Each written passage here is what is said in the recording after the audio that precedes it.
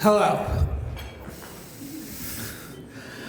This is normally in the time where the Civil Rights Department goes and lists all the things we've done this year. I'm going to just try and mix this up a little bit by making this a little bit more about myself and my own personal experiences. My name is Justin, and as some of you know, I'm a trial attorney here at CAIR. I came to CAIR in 2019 as part of a long journey. I went to law school with dreams of making the world a better place. And after law school, I had my share of debt, and I went to a big firm to pay it off. And after a few years, I intended to go back and fight for our rights and use my law degree to make a difference. And after a few years, I learned that it is harder sometimes, as they say, to make a smaller salary than it is to make a bigger salary. But when Donald Trump came to power on the wings of fear, with the promises of walls and a Muslim ban, my resolve strengthened.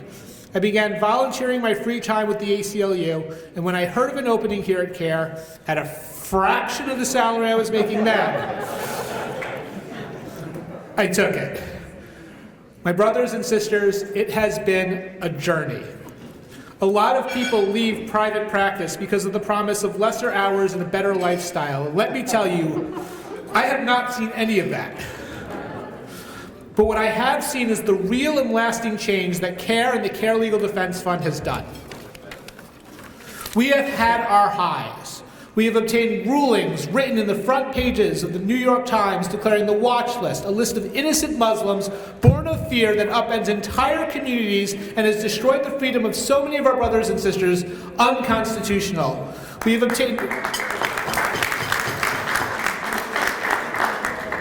have obtained rulings declaring anti-BDS laws that strike at our constitutional right to protest, laws based on the slander that opposition to Israel's human rights violations and the devastating blockade in Gaza and the West Bank are somehow anti-Semitic, also unconstitutional. And admittedly, we've had lows. We've had appeals courts overturn some of those historic victories. We've had courts tell us that the federal government can do whatever they want at the border to our brothers and sisters on the watch list, including freeze them to the point of hospitalization. And yet those fights continue thanks to CAIR and thanks to your generous support. In fact, just this past year, we had yet another judge, one of the very most conservative Federalist Society judges in the country, no less, declare anti-BDS laws unconstitutional yet again. And this year, we will successfully defend that ruling before the courts of appeals and, if necessary, the United States Supreme Court. Allahu Akbar. But that is not all I remember and cherish about the work we do here. My greatest memory was not from a legal win at all, but a simple statement given to me from the Department of Justice that based on our advocacy, they would give a Yemeni woman living in Saudi Arabia who was about to be expelled to Yemen, where she awaited execution, admission to this country as an exception to the Muslim ban. CAIR saved her life.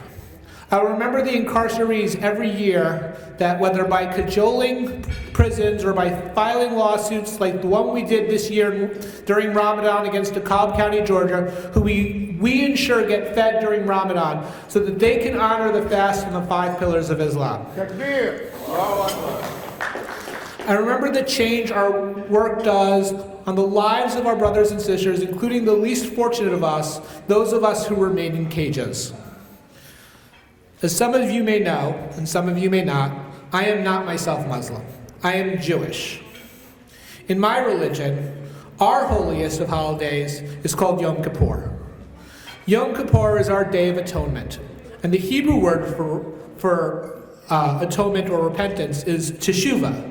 But teshuvah doesn't actually mean repentance, and it doesn't mean atonement. It actually means return. Because on the holy day of Yom Kippur, we return to our better self. And we say, we return. Not I return, but we return. Because in Judaism, we recognize that we are part of a community, and that community is part of who we are. And in Judaism, the Jewish Bible makes clear that the path to returning is straightforward. Prayer, fasting, and charity. Tefillah, tzom, tzedakah. Not just one, but all three together is how we return. CAIR, too, is part of a community. And your fasting and your prayer honors the community, too. It helps us return to a better place and to a better country that has not yet been, but will be. And your support helps that community. It helps us to return to a country without the watch list, without anti-BDS laws trying to stop us from achieving justice for our Palestinian brothers and sisters. It helps us return to a country with the religious rights of our brothers and sisters behind bars respected by their jailers, and the religious rights of our community respected by our employers. And with your support, we will return to a world and a country that still has Sahar al-Ghabri in it. That was the Yemeni woman whose life I was fortunate enough to be able to help save. So please give and volunteer and get engaged, as we thank you so much for your support.